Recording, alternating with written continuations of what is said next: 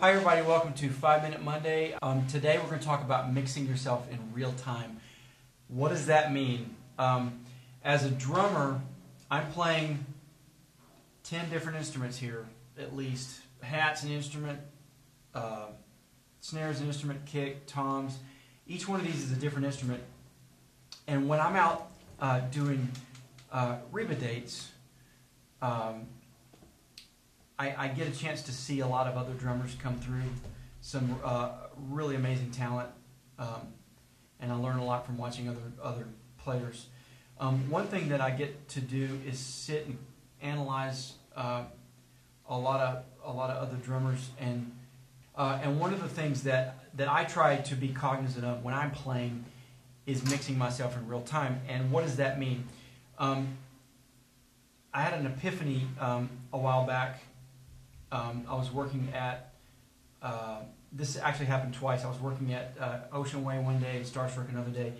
And it was, where two different bands were in two different rooms. So there was another drummer in one of the other rooms. And there's so many brilliant, great drummers in Nashville. And I get a chance to, every now and then, to pop my head in the door and hear somebody else play. And that's a real privilege for me. And one thing that I noticed when I would hear these other drummers is that everything that they played was aggressive. It sounded great. It was tight, but nothing stuck out like the hat wasn't like screaming loud and the snare was too soft. It was all balanced. It was almost like there was a guy on a mixing console mixing each one of their individual parts. So in doing a lot of studio work over the years, I've learned, engineers love it when you don't kill them with hi-hat. If you kill them with hi-hat, they just hate that, because then they've got to compress stuff, and they've got to change the mix and whatnot. Same thing with cymbals. Cymbals just, a little bit of cymbals goes a long way. And that concept actually does bleed over into live. Not as much as the studio, but I've talked to front of house engineers that say when you really bash the cymbals, and I see a lot of this on the road. I'll see, or I'll see,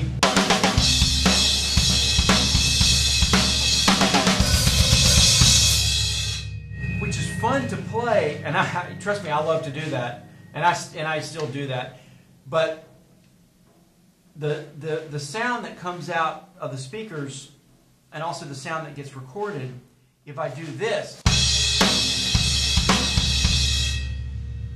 is just as effective as that, except then that doesn't get into all the mics on the stage. When the singer walks by and you're bashing that cymbal like that, or you're bashing that hat, it may make you feel better, but the front of house guy is going to be pulling his hair out trying to get all the cymbals out of from bleeding into the other mics. So mix yourself in real time. In other words, and let me give you an exercise. Pick a beat that you like to do. I'm going to do an open hat beat. Start with the hat really quiet, and then keep the beat going. Don't change any of the other volumes. Make the hat crescendo, louder, louder, louder, and then bring it back down. So it'll be like this.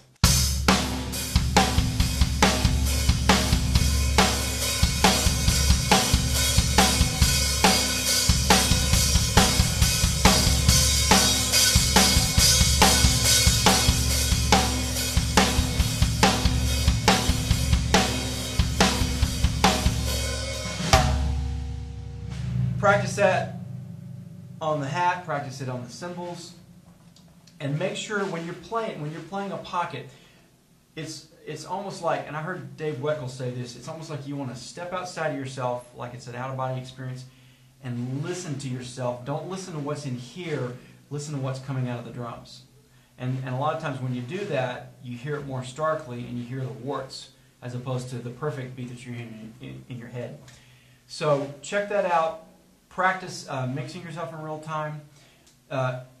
In the studio world, it's vital. If you don't do it, you're sunk. You're not, you're going to have a way short-lived career. if an engineer, you have to understand, if you record one track and leave, an engineer and a producer are going to be listening to that track over and over and over and over, 100 times. They're going to hear that track 100 times, and if you are doing something that's really irritating, it's only going to be exacerbated every time they listen to it. By the time they get to the end of that project, they're going to be looking for another drummer. So what you want to do is make those beats, make those pockets, make everything be in its proper place so that the engineers and the front of house engineers in our live world don't have to fix your mistakes. So anyway, that's our 5-minute money for today. Just to give you a little something to think about, and I hope if you have any questions, tweet me, Facebook me, or leave a comment on the blog site, and I always try to answer the questions. And that's it. I hope you have a great week, and I'll see you next week. Bye.